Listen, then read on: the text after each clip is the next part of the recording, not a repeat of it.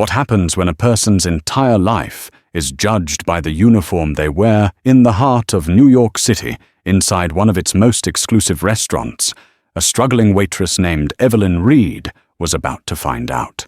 She was invisible to the elite diners she served, just another face in the crowd. But she held a secret, a brilliant mind, and a past that was tragically connected to the very man who would become her tormentor. When a powerful billionaire, Julian Croft, decided to mock her in a language he was sure she wouldn't understand, he had no idea he wasn't just insulting a waitress. He was awakening a ghost from his past, and she was about to expose a lie that his entire empire was built on. The Aria Ristorante wasn't just a restaurant, it was a theater. Perched on the 60th floor of a skyscraper overlooking Central Park, it was a stage where New York City's financial gods and goddesses performed the nightly ritual of obscene wealth. The air hummed with the low murmur of million-dollar deals and the clinking of crystal glasses filled with wine that cost more than a month's rent. For the staff, it was a different kind of performance. Theirs was a ballet of silent service, of anticipating needs before they were spoken of becoming part of the luxurious background. And in this theater, Evelyn Reed was one of the dancers. To the patrons, she was just the waitress. A pleasant, if forgettable face, with tired eyes and hair pulled back in a severe regulation bun. They saw the crisp white apron, the black uniform, and the practiced, gentle smile.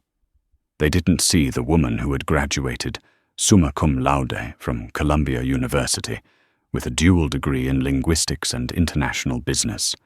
They didn't see the daughter who spent her nights researching experimental treatments for her mother's early-onset Alzheimer's, a disease that was stealing the brilliant woman who had raised her.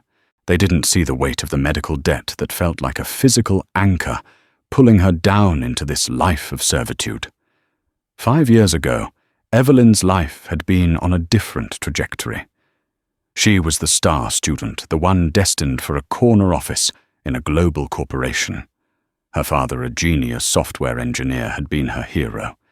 He'd built a company sterling innovations from the ground up. It was his passion, his legacy. Then came the hostile takeover. A ruthless corporate predator named Alistair Croft had descended using financial leverage and legal loopholes to swallow their company whole, gut it for its patents, and cast her father aside. The stress of the betrayal, the loss of his life's work, had triggered a massive heart attack. David Reed died at 52, leaving behind a mountain of legal fees and a heartbroken family. The Croft name became a curse in their household. The fortune that had funded Alistair's son, Julian Croft, and his meteoric rise as a tech visionary was in Evelyn's eyes blood money, stolen money. Now that stolen fortune paid for the very food she served. Every night was a lesson in humility and biting her tongue. She'd listened to men half as smart as her drone on about their market conquests, using the very business jargon she had once aced in her final exams. She'd pour wine for women adorned in jewels that could pay off her mother's medical bills for a decade. She smiled, she nodded, she refilled their water glasses, and a small part of her soul chipped away with every deferential, "Yes, sir." Her only friend in this gilded cage was Maria, a fellow waitress who had been at Aria for 10 years. Maria had a tough, no-nonsense exterior, but a heart of gold. "You're thinking again," Maria said, nudging Evelyn as they stood near the service station, the kitchen doors swinging rhythmically behind them. "I can see the smoke coming out of your ears. Let me guess. Table 7 is debating whether to buy a Picasso or a private island for their anniversary." Evelyn forced a small laugh. Worse. They were complaining about the capital gains tax. The man said, and I quote, "It's practically theft." Maria rolled her eyes so hard, It was a wonder they stayed in their sockets. Theft. Right. Tell that to my landlord. Look, honey, just put on your happy face. We're almost through the main rush. Just a few more tables and we can go home and count our glorious tips. But the night was far from over. The maitre d', a perpetually stressed man named Jean-Pierre, approached them, his face pale. "Evelyn," he said, his voice a hushed, urgent whisper. The Croft party just arrived. Table 12, the grand corner booth. They requested our best server. He looked at Evelyn, his eyes pleading. "That's you. Please don't mess this up. Julian Croft could buy this entire building with the change in his sofa." Evelyn's blood ran cold. Croft. She had seen his face 100 times on the covers of Forbes and Wired magazines. Julian Croft, the self-made billionaire, the charismatic tech mogul who had inherited his father's killer instinct, but packaged it in a more palatable Silicon Valley-approved shell. He was the son of the man who had destroyed her family. And he was here. Her heart hammered against her ribs, a frantic drumbeat of panic and rage. She wanted to run. She wanted to throw her apron on the floor and walk out. But then the image of her mother's face flashed in her mind, the confusion in her eyes, the mounting medical bills on the kitchen table. Quitting wasn't an option. Survival was a cage with no doors. "Of course, Jean-Pierre," she said, her voice betraying none of the turmoil inside. She smoothed down her apron, a futile gesture of composure. "I'll take care of them." As she walked toward table 12, each step felt like a mile. She was walking toward the ghost of her past, the living embodiment of her family's ruin. She took a deep breath, plastered on her professional smile, and prepared to serve the man she hated more than anyone else on earth. Table 12 was the best seat in the house, a plush, semicircular booth of deep crimson leather that offered a panoramic, glittering view of the city. 3 people were already seated, bathed in the soft, intimate glow of the table's single candle. As Evelyn approached the conversation, loud and self-assured, quieted, all eyes turned to her. Julian Croft was exactly as he appeared in his magazine profiles, impossibly handsome, with sharp, chiseled features, dark hair, styled with casual perfection, and eyes the color of cold steel. He wore a custom-tailored suit, no tie, the top 2 buttons of his crisp white shirt undone. He exuded an aura of effortless power, the kind of confidence that comes from never having been told no in your life. To his right sat a younger man, Marcus Thorne, his junior partner. He was a sycophant in a suit, his posture a study in deference, as he leaned in, hanging on Croft's every word. On Croft's left was a stunningly beautiful woman with platinum blonde hair and a dress that seemed woven from liquid silver. This was Isabel Sterling, a model or an actress or an heiress. Her role changed depending on the gossip column.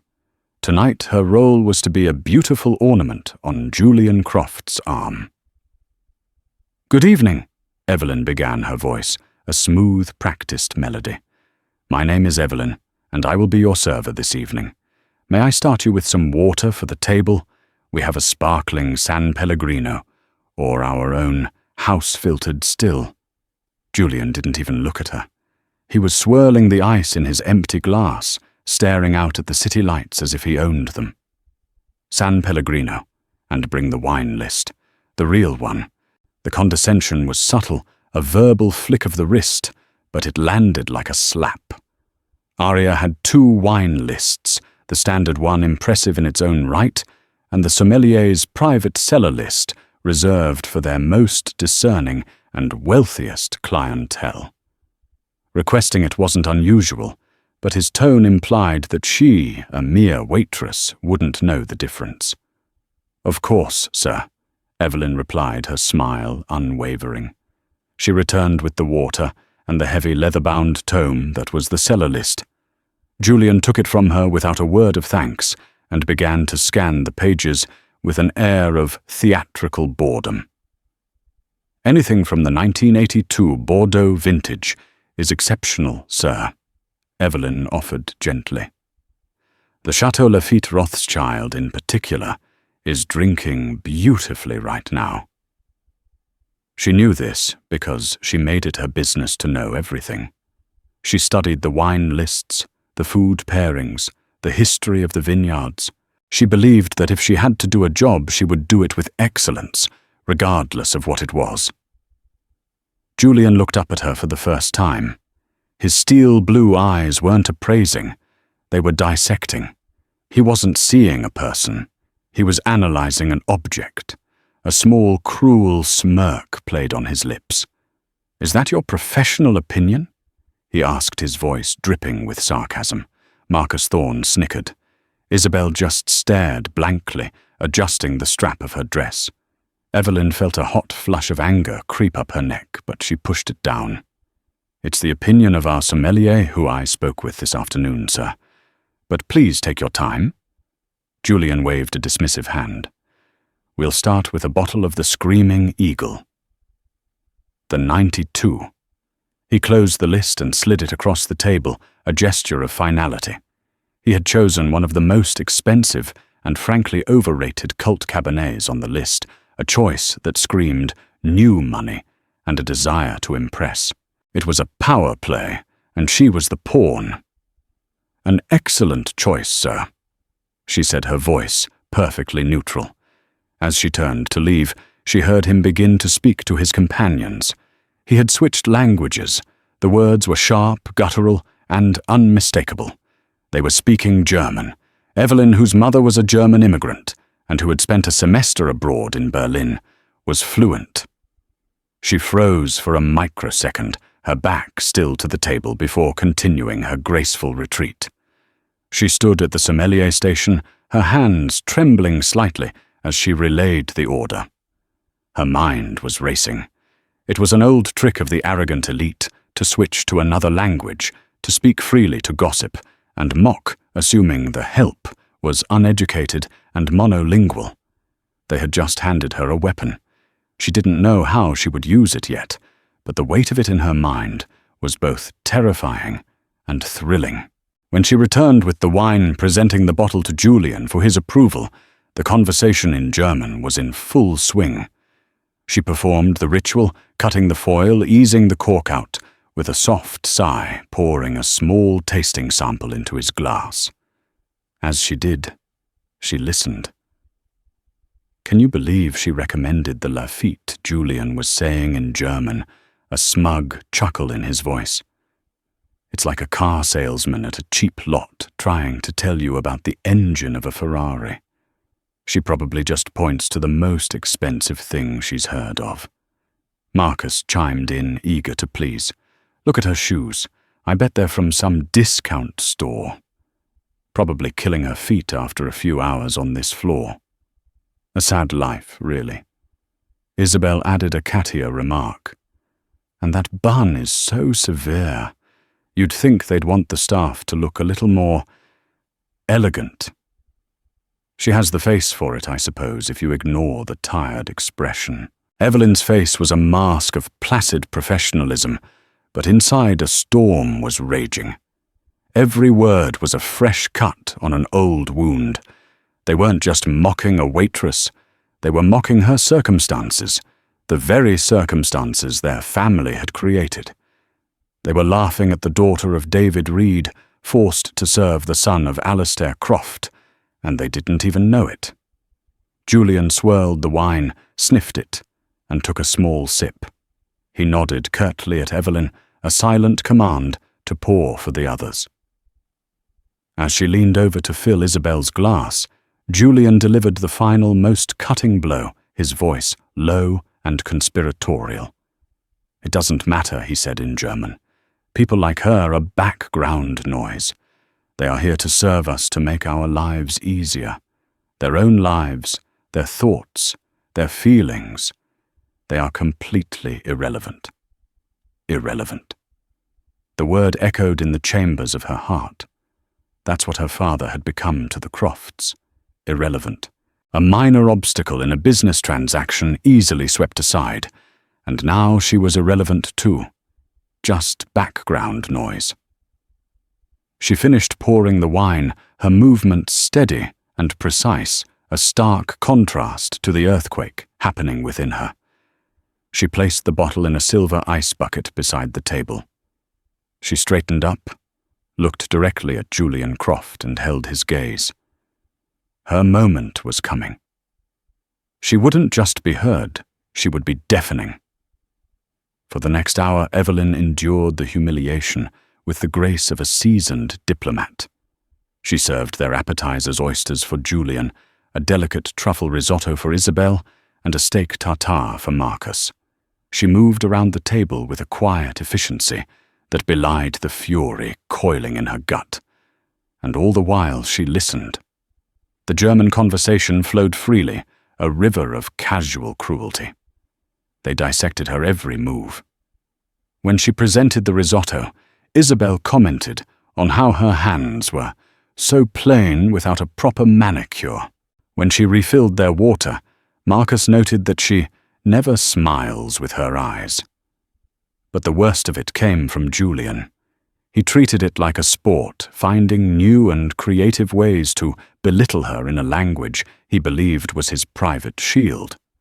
He critiqued her posture, speculated on her education, or lack thereof, and made a wager with Marcus about how much she probably made in a year, a sum they both found laughably small. Each insult was layered with the assumption that she was not just a server but a lesser, being an entirely different species whose only purpose was to facilitate their comfort. Evelyn absorbed it all. She filed each word away, each sneer, each condescending glance. She wasn't just angry anymore. The initial shock had crystallized into a cold, hard resolve. This wasn't just about a rude customer. This was about the arrogance of a dynasty that had crushed her family and so many others like them. Julian Croft, sitting there in his throne of crimson leather, wasn't just a man. He was a symbol of an injustice that had defined her entire adult life. She thought of her father, a man of quiet dignity, who treated everyone from the CEO to the janitor with the same level of respect. He used to say, "Character isn't how you treat your equals, Evelyn. It's how you treat those you don't have to be nice to." Julian Croft was failing that test in the most spectacular way imaginable. The main courses arrived, a perfectly cooked porterhouse for Julian, a seared sea bass for Isabel, and a duck confit for Marcus. As Evelyn placed Julian's steak in front of him, he looked at Marcus and spoke in German again, his voice carrying a new level of disdain. "You know, Thorne, the most amusing thing about this whole experience is the illusion of choice these people have," he said, gesturing vaguely in Evelyn's direction with his fork. "She probably thinks she's in control of her life. She picks her cheap shoes, her dreary apartment, her boring friends. But she's not. We are. The economy we build, the companies we run. They dictate her entire existence. We are the architects of her little life, and she doesn't even know it. She's just a pawn on a board she can't see." That was it. That was the line, the one that severed the last thread of her professional restraint. The sheer, unadulterated hubris of it, the declaration that he was not just a man but a god, shaping the lives of the little people for his own amusement. Evelyn finished serving, ensuring each plate was perfectly positioned. She stepped back from the table, her hands clasped behind her back in her usual service posture. The storm inside her had gone silent. Now there was only a profound, chilling calm. She waited for a lull in their conversation. Julian had just taken a bite of his steak and was savoring it with a look of smug satisfaction. Evelyn took a small, deliberate step forward. She looked directly at Julian Croft, her eyes clear and unwavering. And then she spoke. Her German was flawless. Not the textbook German of a student, but the fluid, idiomatic German of a native speaker, coloured with a slight, sophisticated Berliner accent she'd inherited from her mother. "Your steak, Herr Croft?" She began, her voice quiet, yet carrying an undeniable authority that made all three of them freeze forks halfway to their mouths. "I do hope it is to your liking. And for the record, your use of the dative case is a bit clumsy. A common mistake for Americans. It should be auf einem Brett, das sie nicht sehen kann, not auf ein Brett. A subtle distinction, but in a language as precise as German precision matters, don't you think, silence?" It was a silence so profound it felt as if the air had been sucked out of the room. The ambient chatter from other tables, the distant clatter of the kitchen, it all faded into nothing. Julian Croft's face, which had been a mask of arrogant amusement, was now completely blank. The blood drained from it, leaving behind a pale, waxy sheen. He looked as if he'd been struck by lightning. Marcus Thorne's jaw was literally hanging open. He stared at Evelyn, then at Julian, then back at Evelyn, his eyes wide with disbelief and panic. Isabel Sterling simply looked confused, her perfectly sculpted brow furrowed. Evelyn held Julian's gaze, letting the weight of her words settle. She hadn't raised her voice. She hadn't been emotional. She had delivered the takedown with the precision of a surgeon's scalpel.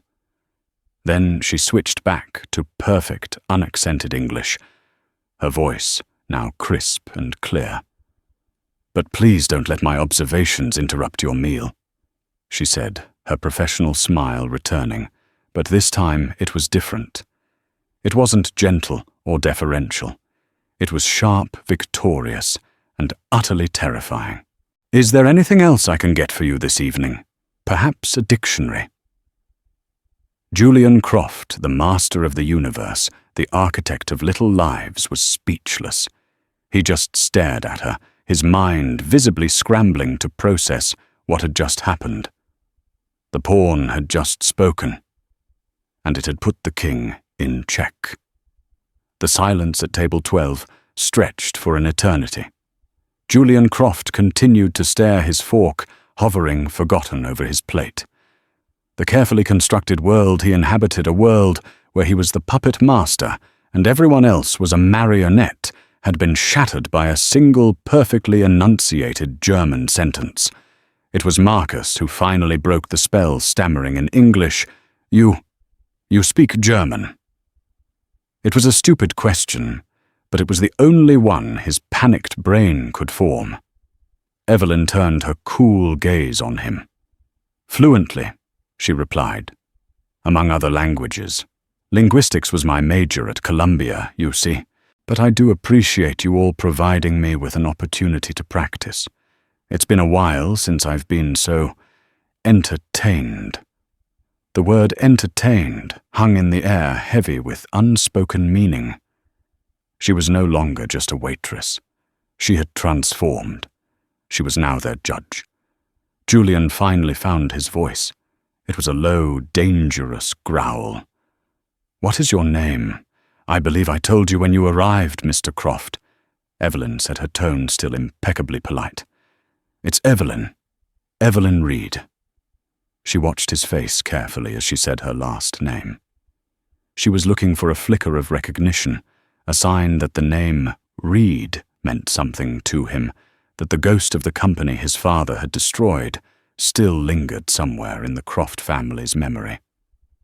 But there was nothing. To him, David Reed and Sterling Innovations were ancient history, a footnote in his father's ledger of corporate conquests. The ignorance was in its own way more insulting than the mockery. Julian slammed his fork down on the table, the sharp clang making Isabel jump. "I want to see your manager. Now." This was his default setting, when challenged, summon a higher authority to crush the problem. "That won't be necessary," Evelyn said calmly. Before he could protest, she continued, her voice dropping slightly, becoming more personal, shedding the last vestiges of her server persona. Because you and I have something much more interesting to discuss than my employment status. She took another step closer, leaning in slightly, forcing them into an uncomfortable intimacy. You spoke of architects and pawns, Mr. Croft. It was a fascinating metaphor. It reminded me of a story about a brilliant software architect named David Reed. He built a small but innovative company from nothing, Sterling Innovations. Does that name ring a bell? Still nothing. Julian's face was a mask of cold fury. I have no idea what you're talking about. Get your manager. Oh, I think you do. Evelyn pressed on her voice like ice. Or at least you should, because the profits from gutting that company and selling off its patents for parts were the seed money for your very first visionary tech venture. Your father, Alistair Croft, was the architect of that deal, a truly masterful piece of corporate raiding. My father, he was the pawn. The puzzle pieces finally clicked into place in Julian's mind. A shadow of comprehension, followed by dawning horror, passed across his features. Reed, Sterling Innovations.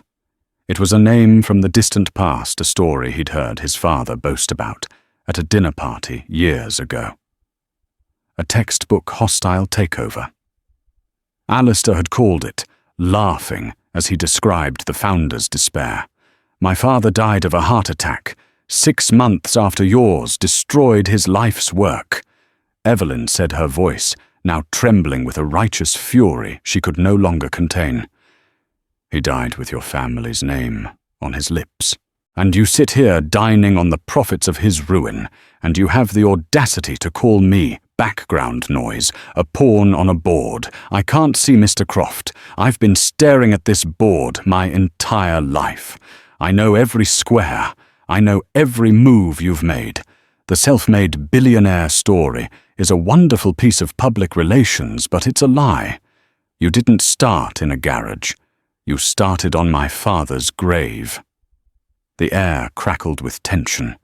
Marcus looked like he was about to be physically ill. Isabel was staring at Julian with a new horrified expression, as if seeing him for the first time. And then something shifted. The commotion had started to draw attention. From the corner of her eye, Evelyn saw Jean-Pierre, the maître d', hurrying toward them, his face a mess of anxiety. But more importantly, a man at the adjacent table, an older gentleman with an air of quiet, old-money authority, had stopped his own conversation and was now listening with rapt attention. Evelyn recognized him from the society pages. It was Arthur Vanderbilt III, a titan of industry, a man whose integrity was as legendary as his fortune. He was exactly the kind of investor Julian Croft was always trying to court. Julian saw him too. A wave of pure panic washed over his face, eclipsing his anger. His public humiliation was escalating into a full-blown professional catastrophe. "That's enough," he hissed at Evelyn, his voice low and desperate. "This is not the time or the place."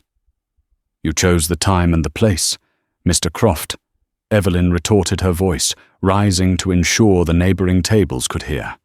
"You chose it when you decided to mock a waitress in a foreign language to impress your friends. You just happened to choose a waitress whose entire life was collateral damage in your family's greedy ascent to power." She stood tall, her apron no longer feeling like a uniform of servitude, but a warrior's armor. "So no, I will not be getting my manager. I believe I am the one in charge of this conversation now." Arthur Vanderbilt III put down his wine glass, the soft clink echoing the finality of a judge's gavel. He was a man in his late 60s, with a mane of silver hair and eyes that had seen the rise and fall of countless corporate empires. He turned his full attention to the drama unfolding at table 12. His dinner companion, a younger man who was clearly an associate, watched with equal intensity. Julian Croft's panic was palpable. He was a shark in the boardroom, but here in the court of public opinion, with a man like Vanderbilt as a witness, He was bleeding. "This is a private matter," Julian managed to say, his voice strained. He was trying to project authority, but it came out as a desperate plea. "It stopped being a private matter when you decided to publicly ridicule my employee." A new voice boomed. Jean-Pierre had arrived, his face flushed. He was wringing his hands, torn between his fear of Croft and his duty to his staff. "Madame, Monsieur, is there a problem here?" Before Evelyn could speak, Arthur Vanderbilt answered for her. "There doesn't appear to be a problem, Jean-Pierre," he said, his voice calm and resonant. "On the contrary, I believe we are witnessing a long overdue reckoning. Please don't interrupt." Jean-Pierre froze, his mouth agape. A directive from Arthur Vanderbilt superseded one from nearly anyone else in the city. He gave Evelyn a wide-eyed, helpless look and took a few steps back, becoming a spectator like everyone else. Evelyn felt a surge of adrenaline. She had an audience, and not just any audience, one that held real power.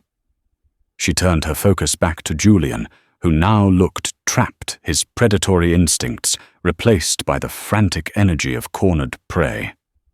"The lie you've built, Mr. Croft," Evelyn continued, her voice clear and unwavering, "is that you are a maverick, a disruptor, who built a tech empire on pure genius. But Croft Enterprises' foundational algorithm, the one that launched your entire streaming platform, it wasn't developed in your lab. It was an evolution of a data compression technology my father, David Reed, patented under Sterling Innovations. A patent your father acquired for pennies on the dollar after he bankrupted him." Marcus Thorne gasped. "Julian, is this true?" Julian shot him a murderous glare. "Of course not. This is slander. She's a disgruntled—" "I have the patent numbers." Evelyn cut him off sharply.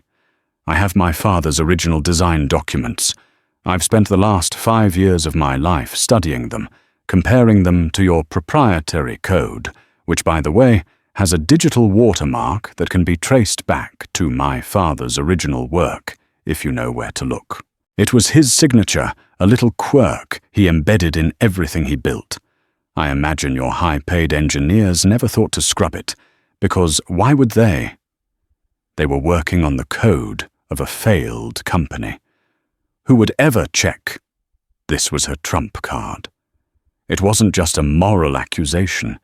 It was a verifiable technical claim. It was the kind of detail that could launch a multi-billion-dollar lawsuit. Julian's face went ashen. He knew about the acquisition of Sterling's intellectual property, of course, but he'd always considered it a simple, albeit ruthless, business transaction. He had no idea about the specifics about digital watermarks or any lingering ghosts in the machine. He had built his empire on a foundation he never bothered to inspect, and now a waitress was telling him it was rotten to the core. Isabel, who had been silent and shrinking into the booth, finally spoke. "Julian, what is she talking about?" Her voice was small, filled with a dawning horror that the man she was with was not the visionary he claimed to be, but a fraud. Julian ignored her. His world was shrinking, the walls of the restaurant closing in. His gaze flickered again to Arthur Vanderbilt, who was now stroking his chin, a look of profound distaste on his face. Vanderbilt was notoriously scrupulous. He had famously pulled out of a massive merger years ago because of a minor insider trading scandal. An accusation of intellectual property theft on this scale would be poison to him. The multi-billion-dollar green energy deal Croft had been trying to bring Vanderbilt in on for the last 6 months was evaporating before his very eyes. Evelyn pressed her advantage. "You mocked my shoes, Mr. Thorne. You're right, they're not designer. I buy what I can afford, because every spare dollar I have goes to the memory care facility where my mother lives. A woman whose mind is fading, who barely recognizes me some days, because the stress of losing her husband and her home, all thanks to the Croft family, accelerated her illness. You mocked my sad little life. Mr. Croft, this is the life you architects built for me. She untied her apron, her movements slow and deliberate. She folded it neatly and placed it on the table directly on top of Julian's half-eaten steak. It was a gesture of finality, of liberation. I quit, she said, not to Jean-Pierre, but to Julian. But I want you to know something. You were right about one thing. I am a pawn. But even a pawn, Mr. Croft, when it reaches the other side of the board, can become a queen. With that, she turned her back on them. She walked away from the table, her head held high, leaving behind the wreckage of Julian Croft's reputation. The entire restaurant was silent, watching her go. As she passed Arthur Vanderbilt's table, the old man caught her eye. He gave her a slow, deliberate nod. It was a small gesture, but it felt like a coronation. Evelyn didn't stop walking until she was out of the restaurant, through the opulent lobby, and standing on the pavement, the cool night air hitting her face like a splash of cold water. Her heart was still pounding, a frantic rhythm against her ribs. She had done it. After years of simmering rage and quiet grief, she had finally confronted the monster from her past. She expected to feel a sense of triumphant release, but instead a wave of uncertainty washed over her. What had she just done? She had just quit her job, the only thing keeping a roof over her head, and her mother in a decent facility. She had publicly accused one of the most powerful men in the city of being a fraud. The Croft family had a legion of lawyers who could chew her up and spit her out, burying her in litigation until she was bankrupt and broken. Fear, cold and sharp, began to prick at the edges of her victory. Before she could spiral further, her phone buzzed in her pocket. It was Maria. "Evie! What in God's name was that?"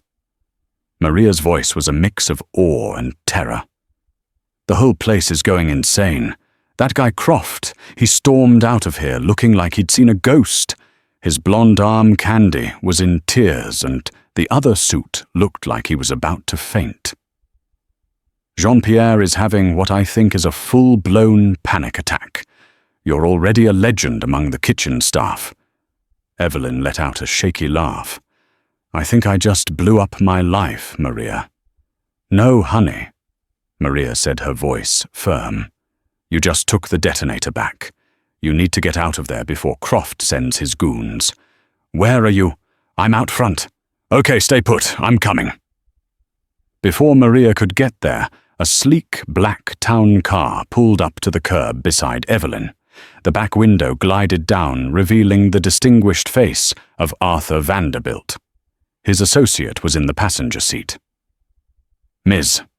Reed Vanderbilt," said his voice, as calm and steady as it had been in the restaurant.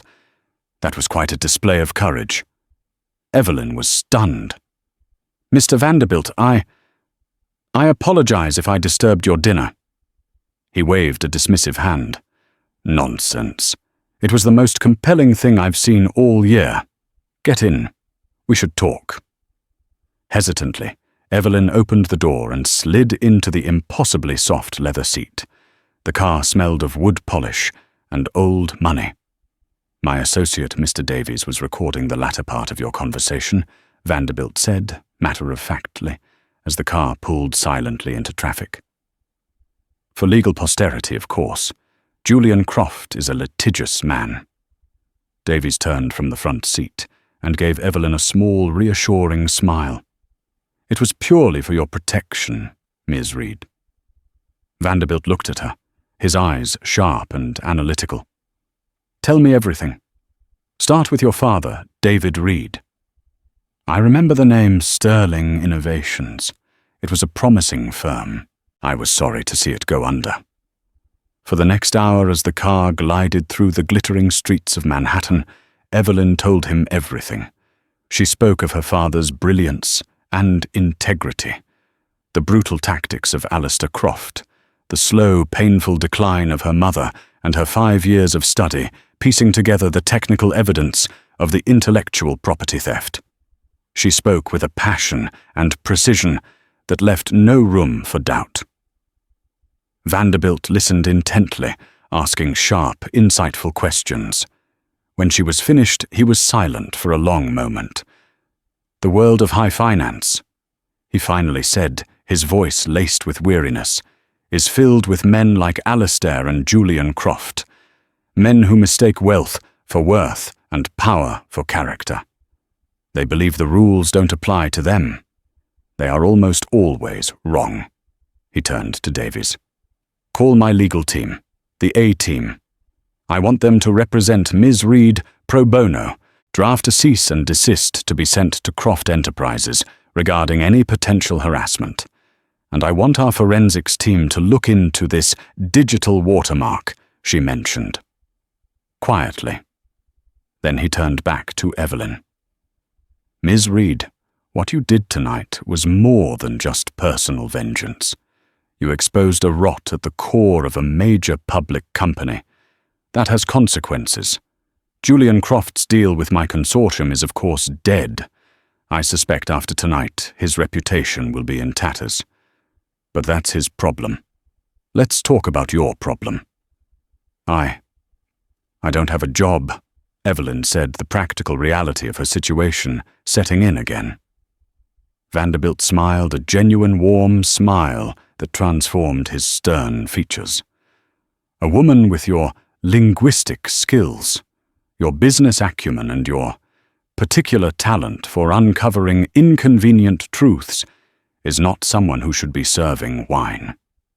I have a corporate intelligence division at my firm, Vanderbilt Capital. We analyze risks, investigate potential partners, and dig into the things people don't want us to find.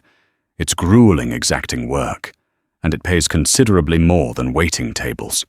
The position is yours if you want it." Evelyn stared at him, speechless. In the span of a few hours, her life had been turned upside down, then inside out. She had walked into Aria Ristorante as a waitress, drowning in debt and despair. She was leaving it with one of the most powerful allies in the city, and the job offer of a lifetime. Tears welled in her eyes, not of sadness or fear, but of overwhelming cathartic relief. "Yes," she whispered, her voice thick with emotion. "Yes, Mr. Vanderbilt, I want it." The aftershock of her confrontation was only just beginning, but for the first time in 5 long years, Evelyn Reed felt the ground beneath her feet begin to solidify. The fallout was immediate and spectacular.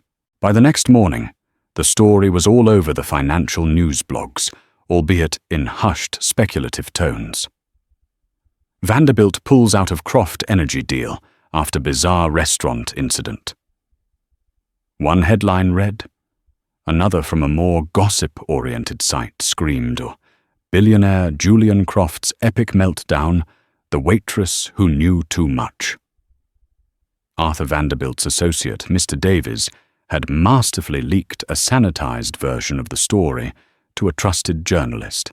It didn't mention the German insults, focusing instead on the more legally potent claim of a waitress, the daughter of a wronged inventor, publicly confronting Croft over the origins of his company's technology. It was enough to send Croft Enterprises stock into a nosedive. The board of directors convened an emergency meeting. Julian Croft, for the first time in his charmed life, was facing a full-blown mutiny. He tried to fight back. His PR team released a statement calling the accusations baseless and slanderous, framing Evelyn as an unstable and opportunistic former employee. But the narrative was out of their control. Vanderbilt's quiet but firm confirmation that he had lost confidence in Croft Enterprises' leadership was a death knell in the investment community. Meanwhile, Evelyn's life was transforming. She started her new job at Vanderbilt Capital the following Monday.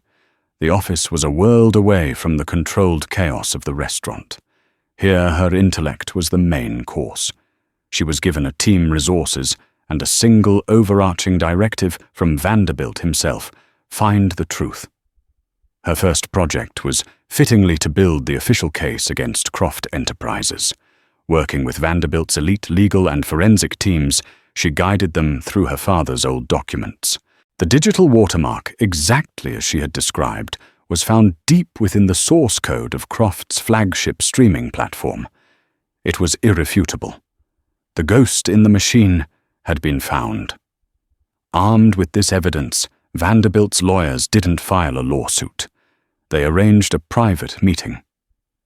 In a sterile, glass-walled boardroom high above the city, Evelyn Reed once again came face to face with Julian Croft. He looked like a different man. The arrogance was gone, replaced by a haggard, haunted look. His lawyers did the talking, but his eyes never left Evelyn.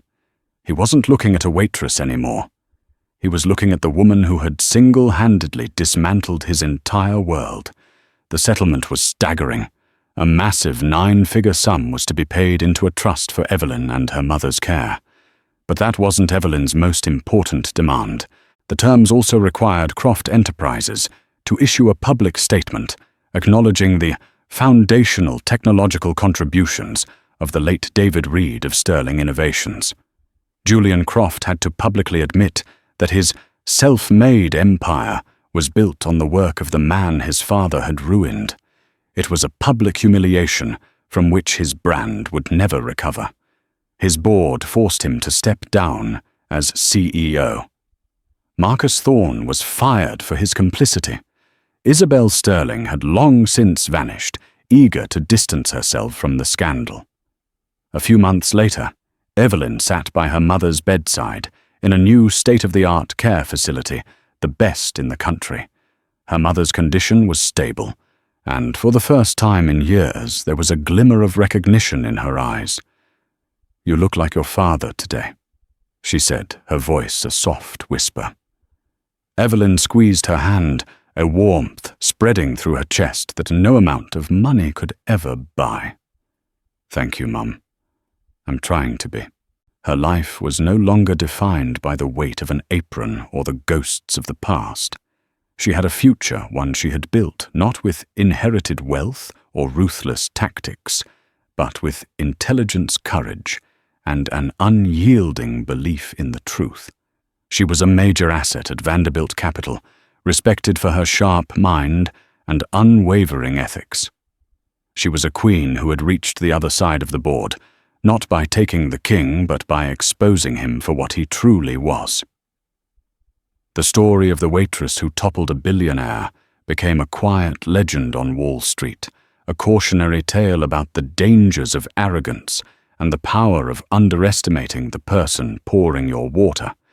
It was a reminder that sometimes the most irrelevant-seeming people are the ones who hold the most devastating secrets, waiting for the right moment to change the game forever. 1 year later, the view from Evelyn Reed's office on the 75th floor of the Vanderbilt Capitol building was ironically even more spectacular than the one from Aria Ristorante. She could see the top of the skyscraper that housed her old life, a place that now felt like a scene from a distant film.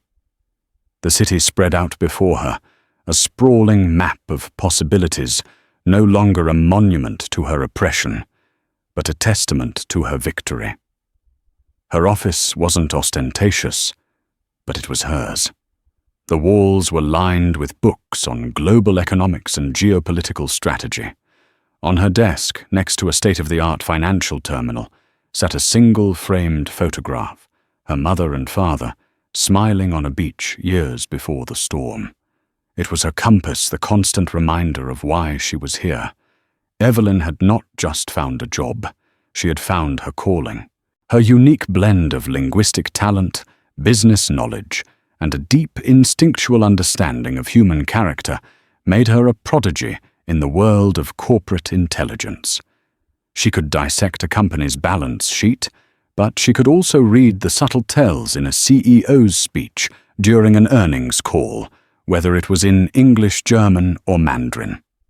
Arthur Vanderbilt had become her mentor, treating her with a gruff paternal respect that she hadn't realized she'd been missing. This morning she was reviewing a potential acquisition, a German biotech firm. The numbers were perfect, almost too perfect. But buried deep in the technical appendices, she found it a single unattributed research paper, referenced in a footnote. A few hours of digging revealed the paper was the work of a graduate student who had mysteriously abandoned his PhD program years ago, shortly after the biotech firm was founded. It was a faint echo of her own family's story, a brilliant mind whose work was being absorbed without credit. She flagged it, drafting a concise 3-paragraph memo to Mr. Vanderbilt. She didn't need to be dramatic. The facts spoke for themselves.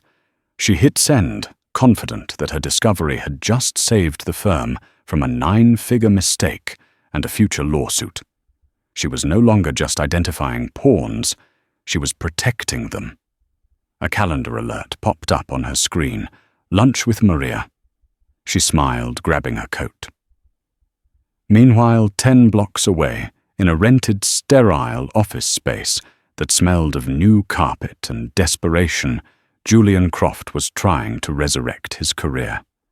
He was pitching a new app, a blockchain-based social media platform, to a pair of young, unimpressed venture capitalists.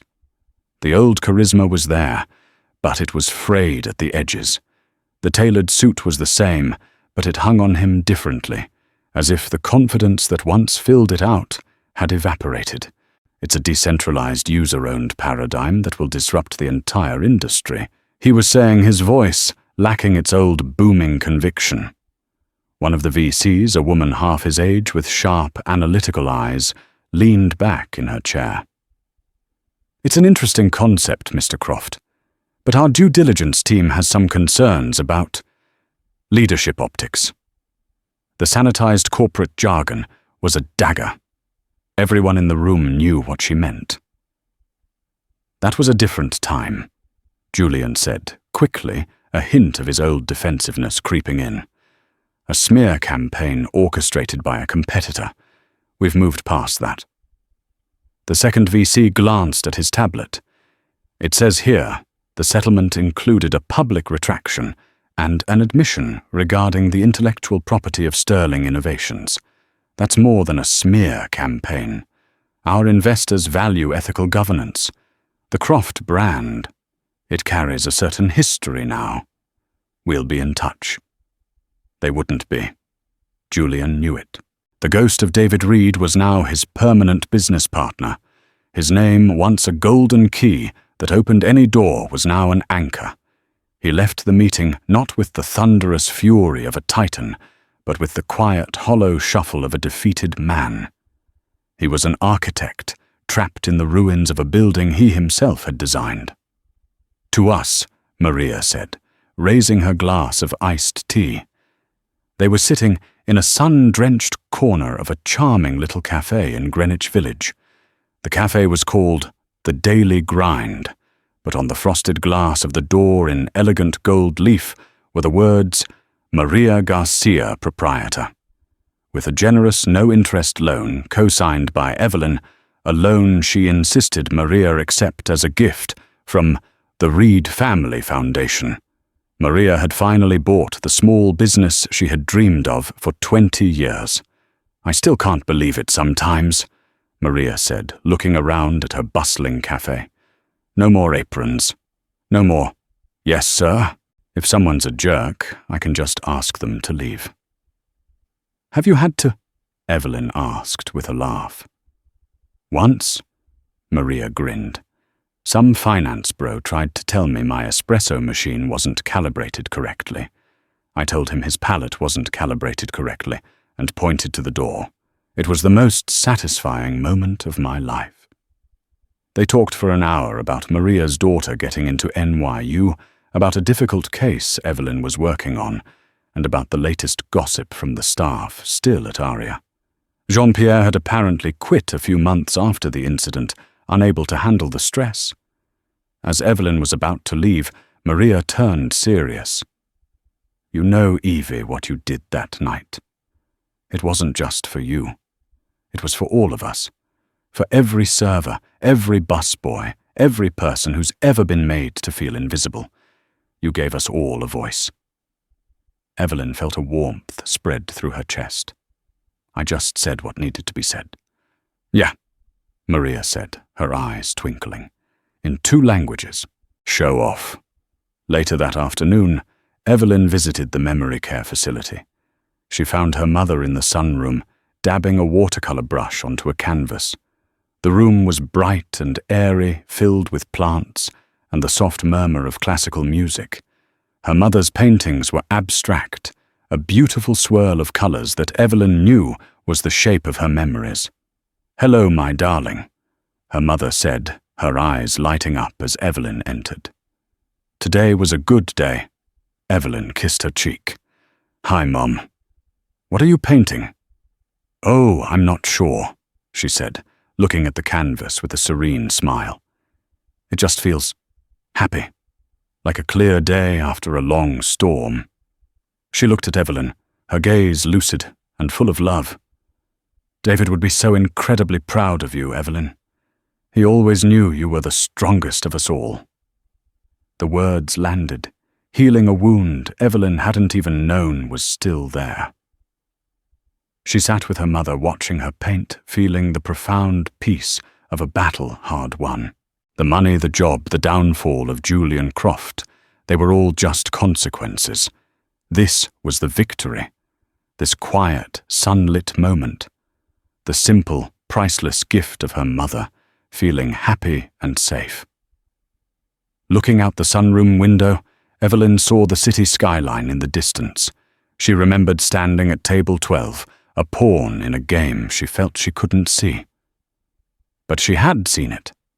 She had seen the whole board, and she had learned that true power wasn't about being a king who could take any piece he wanted. It was about having the vision of a queen, capable of moving in any direction, and the courage to make the one move that changes everything. Evelyn Reed's story is a powerful reminder that dignity and intelligence are not determined by a job title or a bank account. In one single evening, she proved that pride truly does come before a fall, and that underestimating someone can be a fatal mistake. She didn't just get her revenge, she reclaimed her family's honor and exposed a lie that a powerful man had built his entire identity on. Her courage to speak up in that moment didn't just change her life, it sent ripples through an entire industry and brought a titan to his knees. If this story of justice and quiet strength inspired you, please show your support by hitting that like button and sharing this video with someone who needs to hear it. And for more incredible true life stories that will leave you breathless, make sure you subscribe to the channel and ring that notification bell. We all have a story. We all have a voice. Have you ever witnessed someone being unfairly judged or underestimated? Share your experience in the comments below. Let's talk about it.